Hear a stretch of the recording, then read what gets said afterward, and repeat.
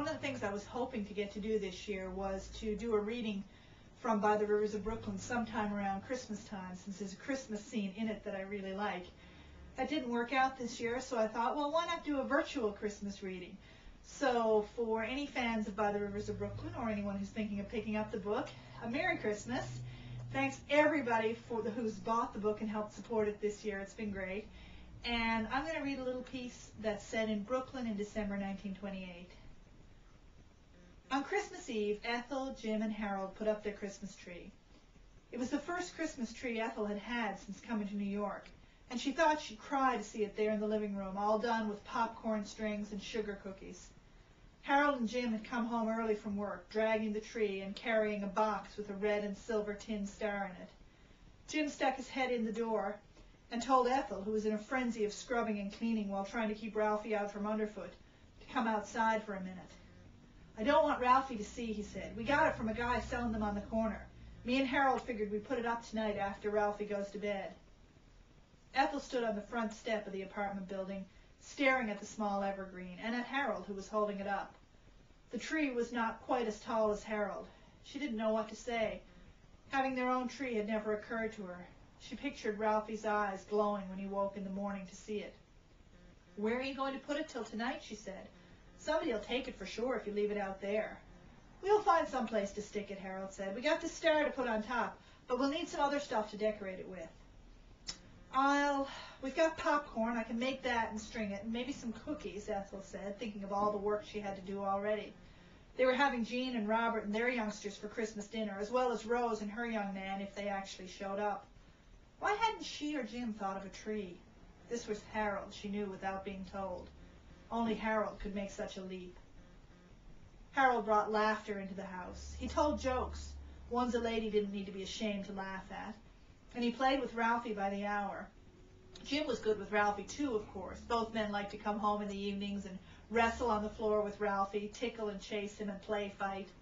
It sounded so lively and fun with the three of them out there in the living room while Ethel cooked supper. All those male voices, all that energy.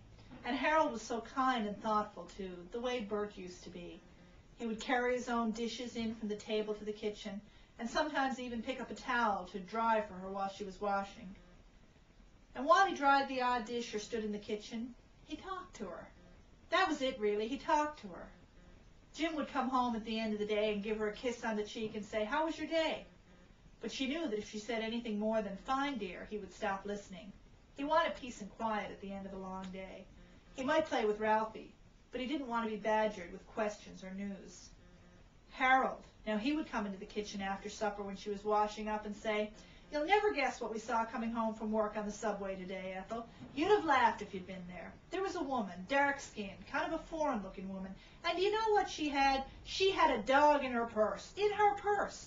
I said to Jim, didn't I, Jim? My, I wish Ralphie was here. He'd get some laugh at seeing that. Imagine, a dog so small it could fit in her purse. You ever see a dog that small, Ethel?" And Ethel would say, "No, I never did. I saw a woman walking the dog the other day with a sweater on, though. Can you imagine the like, knitting a sweater for a dog? I wonder where you'd even get the pattern." And Harold would laugh, and they'd share that moment, laughing at New York people and their foolish dogs and their strange ways.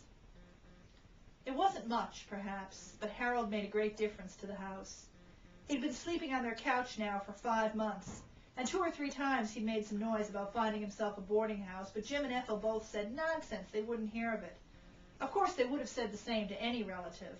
It would be a shame to have a member of the family off living in some boarding house when they had room to spare. But even Jim said that Harold was great to have around. It was like he made the apartment warmer or brighter or something. As Ethel finished stringing each long strand of popcorn, she handed it to the boys, and they twisted it round and round the little tree.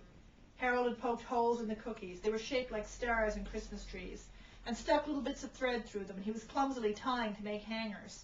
He and Jim got foolish again while they decorated and started eating the bits of popcorn that fell off and then tossing them into each other's mouths, standing farther and farther back to see how far they could catch it from.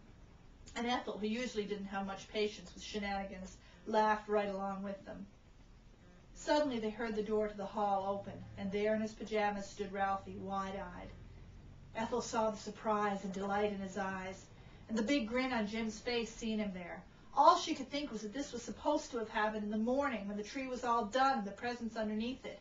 Here it was 11:30 at night and the tree half done and the star not even on it. Now he was awake and might have a hard time getting back to sleep, and Christmas morning was all spoiled. "Look what you've done now. I told you you'd wake up Ralphie if you didn't stop carrying on," she snapped. "Ralphie, you shouldn't be out of your bed this hour of night." Ralphie stood still, as if he didn't hear her at all, staring at the tree as if he couldn't imagine how it had grown there so fast. Ethel was just getting ready to raise her voice and order him back to bed when Harold crossed the floor in 2 steps and scooped up Ralphie, just in time before she told him he had to go back to bed, and carried him across the room and put him in Jim's arms. "Look, boys, it's our very own Christmas tree," Harold said. "St. Nicholas brought it," Jim added, happy again with his little boy snuggled in his arms. "Christmas now," Ralphie said. He darted a glance at his mother to see if it was safe to smile, and Ethel smiled at him. How could she not have seen that this was right, that he was supposed to come out and find them and the tree all like this at almost midnight? She hadn't seen that, but Harold had, of course. Just like he'd known they needed the tree.